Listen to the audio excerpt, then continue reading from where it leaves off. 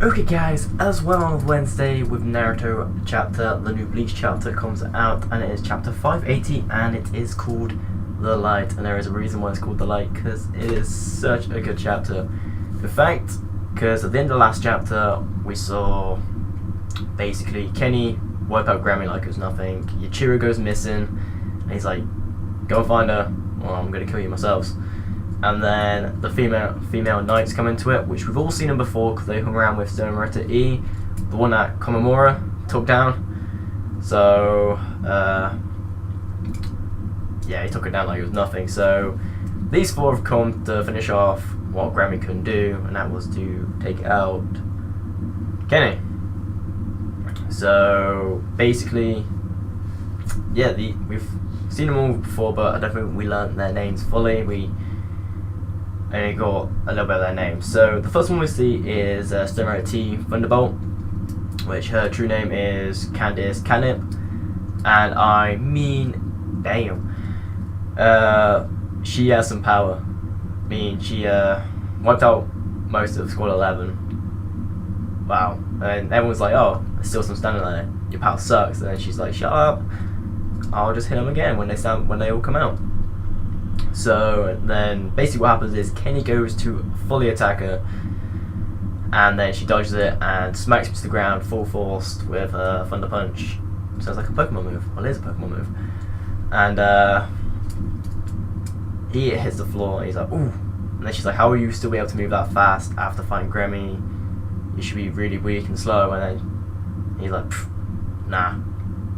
And all that stuff. So then basically the whole of Squad 11 tries to reach Kenny, and then the next one we meet is Stonemurata G, Glutton, and her proper name is Lil Toto Rampart, and damn, her power is freaky as anything. She can dislocate her like mouth and it stretches out, and basically, right, she can eat anyone. She eats some of the quincy, she says she don't taste nice, so I'm guessing it don't taste of chicken. But it was freaky as, yeah, it just freaked.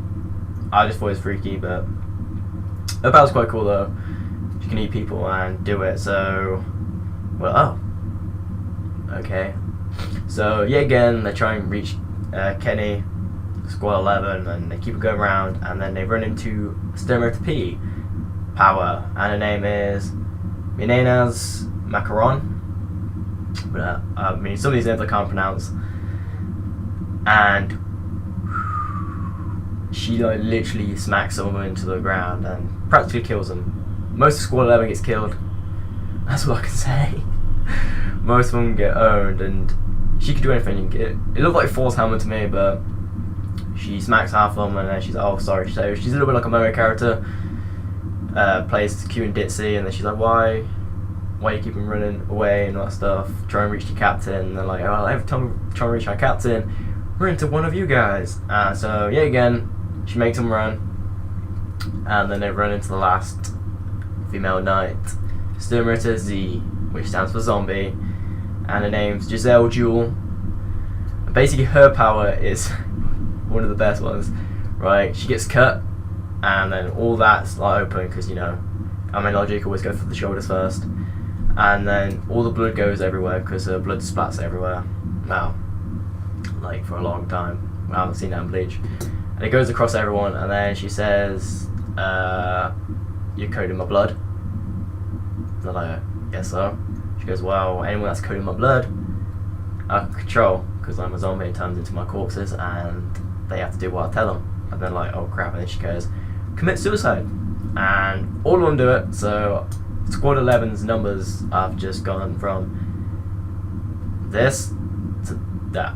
So damn, these four are just owned today. But we ain't finished there.